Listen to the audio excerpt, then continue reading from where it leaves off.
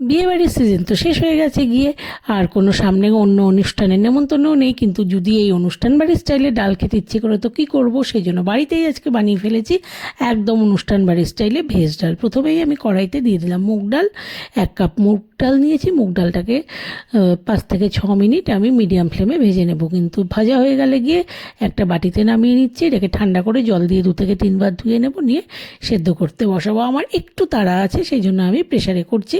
তোমরা চাইলে কিন্তু এটা কড়াইতে করে নিতে পারো, কোনো অসুবিধে নেই। আমি ডালটা সেদ্ধ করার সময় দিয়ে দিলাম কিন্তু পরিমাণ মতো নুন, দিয়ে ডালটা সেদ্ধ করে নেব। কড়াইতে দিয়ে দিলাম এবার সাদা তেল 2 চামচ, এর মধ্যে দিয়ে দেবো কুচিয়ে রাখা গাজর, বিনস, ফুলকপি আর মটরশুঁটি দিয়ে কিন্তু এটাকে ভালো করে ভাজবো। ভাজার সময় আমি কোনো নুন দেবো না, তাহলে জল ছেড়ে দেবে, আর আমি ডালে একবারে পরিমাণ মতো নুন দিয়ে দিয়েছিলাম, সেই কারণেও আর দেবো না কিন্তু।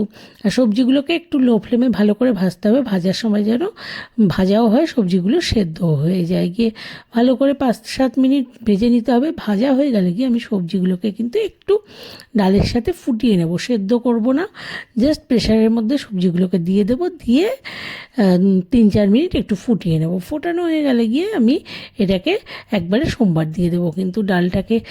সেই জন্য আমি কড়াইতে দিয়ে দেবো সাদা তেল, জাস্ট এখন 1 চামচ সাদা তেল দেবো, দিয়ে সাদা জিরে আর শুকনো লঙ্কা ফোড়ন দিলাম, দিয়ে ফোড়নটা ভাজা হওয়ার পরে সেদ্ধ ডাল আর সবজিগুলো যে রেখেছিলাম একবারে সেগুলোকে ঢেলে দিচ্ছি, দিয়ে এটাকে এবার ফুটতে দেবো। বলেই দিয়েছি নুন আমি আগেই দিয়েছি, আর নুন দেবো না। এখন শুধু পরিমাণ মতো হলুদ দেবো, হলুদ দিয়ে একটু ফুটে গেলে গিয়ে আমি দিয়ে দেবো এর মধ্যে আদাটাকে আমি হাতে নিয়েই জাস্ট গ্রেটারে গ্রেট করে দিয়ে দেবো। তার আগে দিয়ে দিচ্ছি 4টে চেরা কাঁচা লঙ্কা, 1 ইঞ্চি আদা আমি গ্রেটারে গ্রেট করে দিয়ে দেবো।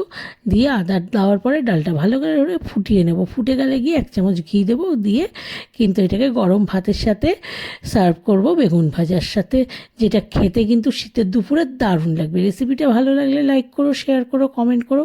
আমাকে সবাই প্লিজ একটু ফলো করে নিও। আমার ডাল কিন্তু একদম রেডি হয়ে গেছে, কি এখন জাস্ট এটাকে আমি সার্ভ করে দেব। তোমরা কে কে এইভাবে ডাল খেতে ভালোবাসো আমাকে কিন্তু কমেন্ট করে জানিও। আমার কিন্তু এই ডালটা খেতে দারুণ লাগে, দেখো দেখতেও কি সুন্দর।